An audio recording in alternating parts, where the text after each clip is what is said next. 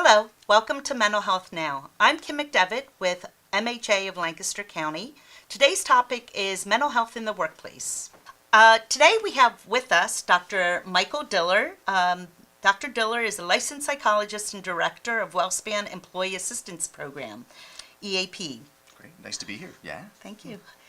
We have Leslie Wireback, and Leslie is the owner and coach at Wireback Consulting and president of Lancaster Society for HR Management. Hi, Thanks Leslie. for having me. And Chris Wenden, and Chris is the executive director of ADVOS, Mediation and Restorative Practices. Hello. It's great to be here. Thank you Kim. for joining us today. So mental health has been on the forefront of conversation through the pandemic, but especially now in the workplace. So thank you so much for joining us in this very important conversation. Do you think there's been an increase in employees experiencing mental health challenges since the pandemic? We'll start with you, Dr. Diller. Yeah, sure. Yeah. So I absolutely 100% think there has been a significant impact on everyone's mental health and well-being. Numbers through 2020 were that anxiety rates throughout the United States were tripled where they were same time in 2019. And depression rates were 4 times greater than where they were back in same time in 2019. And you now look at that, so that was through 2020 and into 2021. Now we're in 2022, and you think about the cumulative impact of the pandemic, I call it the pandemic storm that was kind of slow moving and rapidly changing, but yet there were so many other storms that unfolded during the last 2 years. Right, So it's the right. cumulative impact, and there is a significant toll on everyone's well-being. I attended a presentation not that long ago, and they were talking about 90% of Americans' mental health has been challenged in some way throughout this pandemic. And I think if we only look in the mirror, it's really 100% of us. Right, So, exactly and it's all ages, and everyone has a unique story to live and tell, but it's impacting even our youngest generation. Actually, the hardest hit generation is the Gen Z group, our youngest generation. We have a national mental health crisis right now for children. 140,000 children lost a primary or secondary caregiver through the pandemic. So there's a cumulative impact, and what we do know about this pandemic storm is that even when we level set COVID-19, which we are now seeing some of that light right now, the lingering effects of the trauma related to what we've all endured collectively and uniquely in our own stories will last weeks, months, and years later. It's interesting because when we look at the long-term COVID effects, we often refer to COVID brain, right, or COVID fog. And, it struck me the other day that it could be that COVID fog is related to stress, right? So we're experiencing stress. Maybe it has an impact on our memory, our concentration. Can you speak a little bit more to that? Yeah, it absolutely does. And, American Psychological Association does the Stress in America survey. And they do that since 2007. They just released another one in March. And they have seen stress ratings from Americans across the country at levels that they had never seen before since doing the study, the survey, since 2007. So what does that mean? So it's not just the pandemic. So we're coming into where we are now. Now it's the economy, it's inflation, it's the Ukraine situation, and all of those kinds of things that stir the uncertainty that we know fuels anxiety and all the other stressors. And sometimes we go through life and we just kind of keep our heads down. We're trying to take care of ourselves, take care of our families, do the best we can, and we don't even realize the impact. Right. We just keep right. going. Yeah. But there is an impact. You cannot not be impacted by what has happened in the last 2 years. Well, our workplace has definitely been impacted. In 2021, according to the U.S. Bureau of Labor Statistics, over 47 million Americans voluntarily quit their jobs. That's the Great Resignation. What do you think that mental health challenges have impacted or contributed to the Great Resignation? Yes, they definitely have. I think in some situations, employees realized that their employer wasn't supporting or recognizing their own individual challenges that they were facing, so they just simply resigned. Some of them resigned without having another position in place, either based on that lack of recognition or to take a break so that they didn't burn out. You know, some people unfortunately did experience burnout, and then that's what led to their resignation, but some did it as a preventive measure. And employees are really seeking alignment with their employer for that support, for the culture, for the company's purpose. You know, what are you doing that I know matters in this world with all the challenges you just mentioned and Mike mentioned? You know, there's so much happening. They're looking for that alignment, and quitting was really their preventive measure of doing that. And some of it comes back to simply flexibility. You know, if the employer wasn't willing to grant days for them to take off, if they just weren't feeling well or not feeling themselves, or they needed to have those breaks based on childcare or other situations, which was leading to stress and anxiety and all of those other things, they quit. Wow. Well, mental health challenges, according to the Mental Health at Work report, are now the norm among employees across all organizational level, and 76% of respondents reported that they had at least one symptom of a mental health condition in the past year that affected their work. And that's up from 59% in 2019. So, yeah, I mean, people are impacted in the workplace, and the stress of the workplace. They rethink how they're working, what their purpose is, and so it has greatly contributed. Thank you. Have you seen a change, Chris, in the culture, in the emotional climate and culture of the workplace? So yeah, it's a great question. And one of the things that we've found, if you look at the history of how employer-employee relationships have been, is probably about a decade or so ago, there used to be this idea that employees were required to come to work, and the idea was leave your baggage at home, right? Bosses were saying, you separate your life from your home, and we expect you to turn up, smiles on, ready to go. Right. And that's just not the reality, right? We can't separate that level of stress. And I think what's been really interesting to see over the last 3, 4, 5 years is that there's now been this realization that idea, that philosophy, we got to abandon it. We got to leave it behind and figure out how do we integrate the employee. And I think in many ways, what you've said is that at Adverse we experienced having to move an entire team remotely, and then all of a sudden you're having team meetings with your child on your lap. You're having team meetings with your dog jumping in over your shoulder. And so what employers are now realizing is, we haven't done relationships well. We haven't done conflict well. And when we figure out how to do those better, it actually creates a more engaged employee. What Leslie was saying, someone who wants to be where they are, and it helps with morale, it helps with productivity. And so in many ways, I just love the fact that we're now discovering that there's got to be a better way for employer and employee relationships to happen. And when you figure that out, in many ways, you actually want to be at work, right? Right. But it's challenging for employers to know, how much do I, ask someone, so how are you really doing, right? Like, put those check-ins aside and be like, wow, like, how are you really going? Well, according to the Mental Health at Work report that I just referred to, 2/3 of respondents talked about their mental health to someone in the workplace in the past year. But only 49% of respondents described their experience as a positive one, or reported that they had positive outcomes. So when we talk about the culture, when we talk about culture, it's a very slow change. And we've seen a significant shift. Is that sustainable? I think the challenge for employers is going to be something that I steal from a favorite author of mine, a guy by the name of Pat Lencioni, and he calls it the Great Reboarding. Right? We talk about onboarding as bringing an employee in. So now when we're coming out of COVID, there's a sense where we have to reboard. Where supervisors, managers, bosses need to stand up and say, you know what? I didn't do conflict well. I didn't handle your stress. I didn't care for you. So we're going to make it now part of your, part of the culture that we have, where, we're not going to have that separation of how you're doing at home and how you're doing here, right?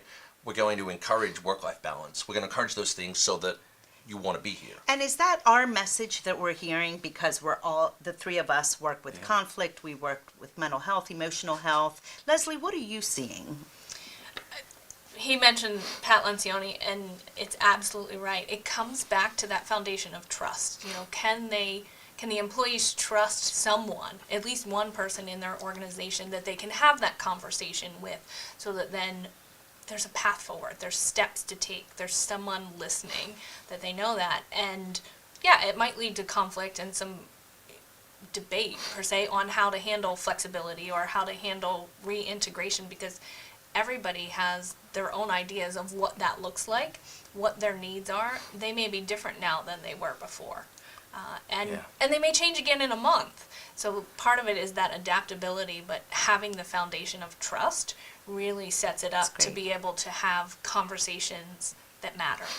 Yeah, and I totally agree with that. Everything. And Pat Lencioni, I love his work there. You know, he talks about building great teams, and what you need is you need to have people that are humble. You need people that are hungry, and they're smart, like smart in the EQ, how we connect with each other and relate with each other. However, we have to the precursor to that is we have to make sure we send a clear message to the people that are walking into our doors every day, because you can't tease apart the personal story from the work and professional stories, that we have their back, that we care about them.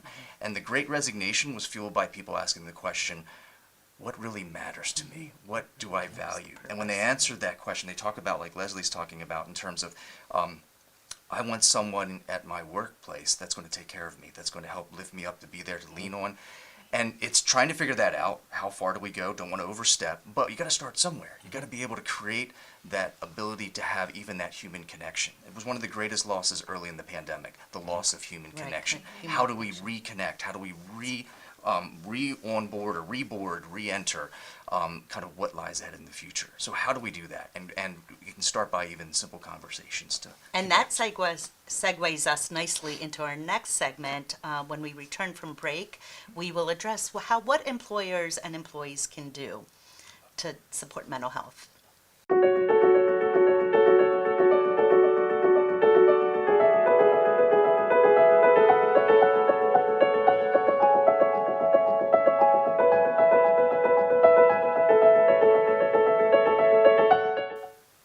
Welcome to Mental Health Now. Today's topic is mental health in the workplace. So we ended the last segment talking about the culture and the changes in the workplace. What are the benefits for employers and managers to support mental health at work? So I think the benefits are that, and we've seen that the benefits are that actually there's an improved level of productivity, right? And when employees and team members feel that they're actually able to be their whole self, like they bring their whole self to work. Right? When they feel like their boss or their supervisor is really in their corner, is really batting for them, it makes you jump out of bed in the morning, like you want to go to work. And I think even if you're in a role or a job where there might not necessarily be a direct community or service benefit, we all know what it feels like to have somebody in our corner going, you can do it, you can do it. And then it makes those times when life isn't going well, right? You've already able to have those relationships with your boss or your manager where you can say, look, I know this isn't my greatest work. But as we talked about 20 minutes ago, my kid's been up vomiting all night, and my head's not in the game, and there becomes that sense of mutuality, of empathy and understanding. But I think it's a challenge for employers to understand how to see things, right, with different lenses, how managers to see things with trauma lenses on, and that's why, we spend a lot of time training people, through conflict, culture, and communication classes, which we run, to view conversations with trauma lenses on, to actually listening, not listening for when the other person stops. So there's great benefits, but it takes a while to get there. Right. So the culture change comes from education, support, trust. So what can you, in terms of the benefits to an employer or manager? Sure. The benefits are, with that supportive culture, just what he was saying, you end up having a more productive employment relationship. The employee's happier. The employee's willing to give more because they know they're being supported there. And they're not working in fear, right? Correct. They don't have that fear. They don't have that struggle that's happening because they know they can trust someone. They know they can have a conversation about, today I don't feel my best. Today I need to stay home, or I need an accommodation to be able to get this done. That's language that is typical for how to make these adjustments for if you have any physical conditions. It's the same with mental health conditions. What are the accommodations that need to happen to have this employee be successful? And when you have those conversations and support, you get that loyalty, you get that positive employment relationship that leads to success for both parties. Yeah, and I totally agree with both you, Chris, and Leslie, and what you were saying about, because all of that speaks to culture. And you mentioned a word, Chris, you talked about empathy, and then also the word that Leslie's mentioned a couple times, trust. if you think about Maslow's hierarchy of needs on the pyramid, the bottom line is just the bare basics. Getting rest, getting fuel, making sure you're hydrated. I always throw exercise in there because movement's important, but Maslow didn't have that. The next level is psychological safety, trust. Right. Creating that environment and that culture that invites that conversation because ultimately to get to the top of the pyramid, which is our best selves, our best organization, we want to get there. But you don't pass go. You have to go each step of the way. You don't get to race up the pyramid without taking care of those needs. So that culture is huge. And that the second level is really all about creating psychological safety, physical safety. Years ago I saw what keeps people, this was research, what keeps people where they are. Why do they stay? Having a voice in their organization and what happens next. Being recognized for good work, second. Third one, leaders having compassion and empathy for my personal problems. I would now, where we are in this pandemic, it's almost flipped. Number 3 has become number 1. Yeah. When people answer that question, what matters to me when I walk into these doors? And Leslie talked about, having that purpose, hitting the ground and being inspired, my unified purpose. This is our why. I want to go get that, but I also need to know that my employer has my back and they care about me as a person, as a human being. Right. And when that happens, it's amazing what the person feels. And that level 2 on the hierarchy of needs is elevated in terms of that psychological safety. That's great. Thank you so much for impressing upon the importance of looking at employees as humans with emotions.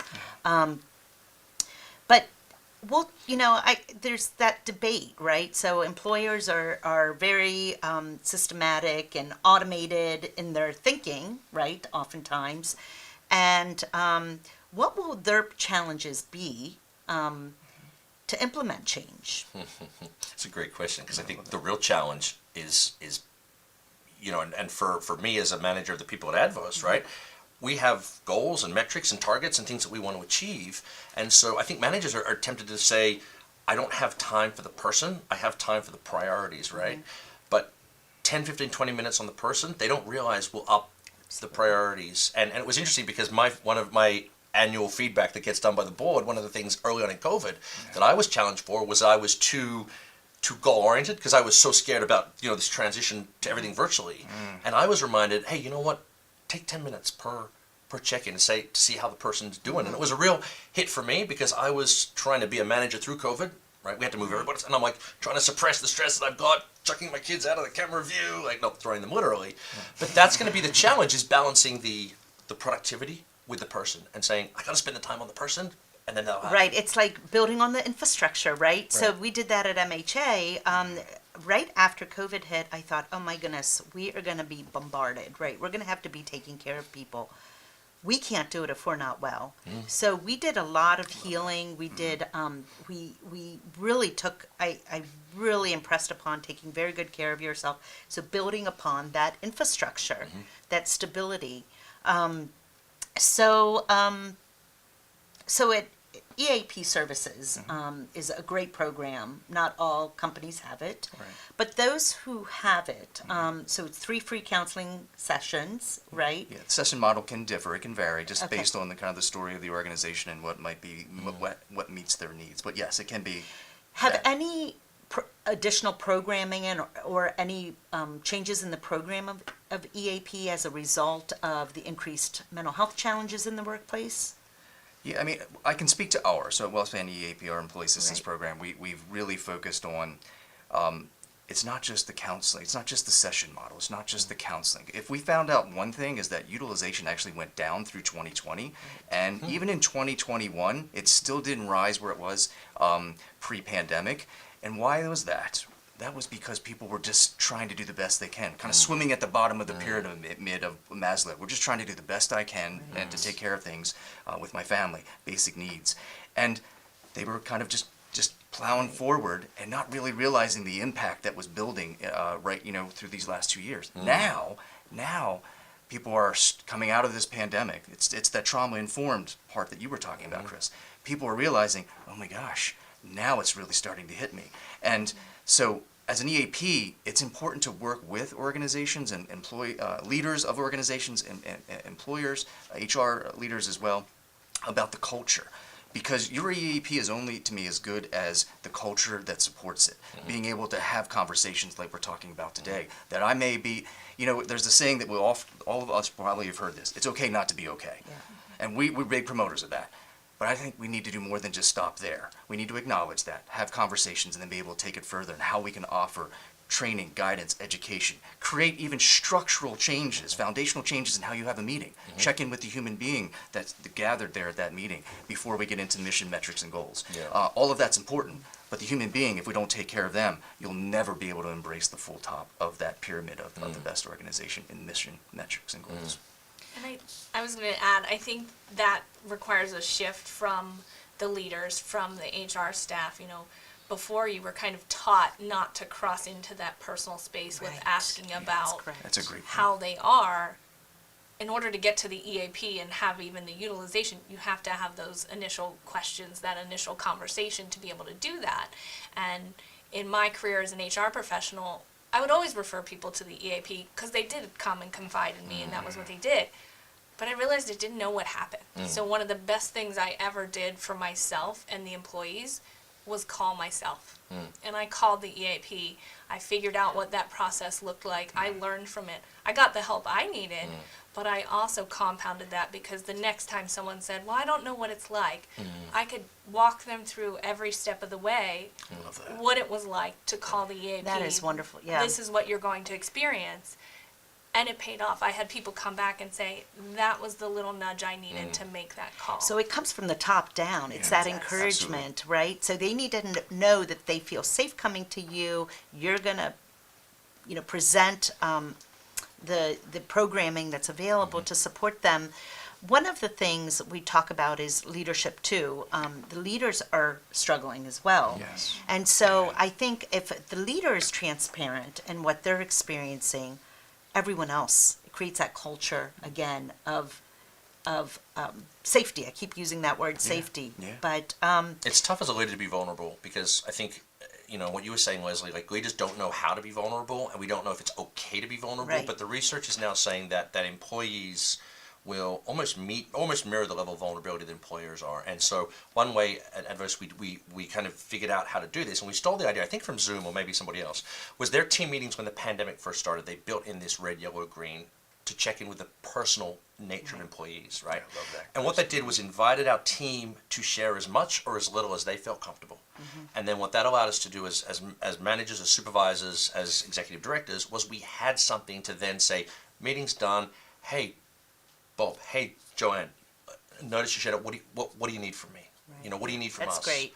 And so I think Yep. that's where it comes in to say, like, I'm going to almost provide the pool for you to step into, and if you step in there, I'm going to swim alongside you. And Chris, I think there's this myth that if you open up conversation about mental health or you allow someone to take the day off, that they're not going to meet their goals. And the reverse is true, right? it's So actually the opposite. there's still, it's the opposite is true, right? And So the big companies have figured this out, right? Yeah. The Googles actually and some of these other larger companies, they have 0 quotas on PTOs, right? Because if you hire well, your people follow, right? Yeah. And I was just doing a review of one of our directors of restorative justice, and I have to get her to take time off, right? Right. And so one of the things I said is I also have to lead in that way. Like I have to take my time right. off to take care of Yes, myself. You're right. And then my team will follow, right? If they see a leader or a manager who never takes time off, it's unhealthy. Right. It's so unhealthy to do. So that leads us into what can employees do to advocate for themselves? Yeah, that's a great question. And I think for the employees, I really do think that. Like there shouldn't be this like I've banked more days off than you have, Yeah. right? And I think that's one thing, right? We've moved away from that. I think the other challenge is decide what your boundaries are and have open conversations. And this is where conflict gets challenging because one of the things I say as a leader and my team follows is I won't schedule meetings at family dinner time. Right now, if I have to be somewhere, that's different. But every now and then. But the people will follow, right? Don't do meetings back to back, right? Take care of yourself, build in like time, and I think those are really some of the ways that you can do it. Like be responsible for your own conflict, and again, I understand, and that's why I think we're still in business because teaching people how to do conflict Right. is a difficult thing to do, and so we want people to understand like when you can do conflict well and conflict in a healthy way to say, boss, I can't do that because that's the time I'm going to spend with my family, and If they don't agree with that, well, hello, great resignation. Goodbye. Like, you've Yeah, lost a key right, person. right. And I always look at my team, and I want them to know that I don't schedule it, and I won't call them at dinner time, because Yeah. that's our mutually agreed idea. So employees can really advocate for themselves by learning how to do conflict well, by sharing, if they have that boundaries, sharing what, and almost, it's difficult, but holding each other accountable. Right. That's Right. exactly right. Yeah. Yeah. So this was a great conversation. We could do this all Thank day. you so much. We I love could. it. I love we the could. passion around the table. Yes, Yeah. absolutely. Thank you for joining us for Mental Health Now, Mental Health in the Workplace. Should you need any additional resources, please reach out to us at Mental Health America of Lancaster County.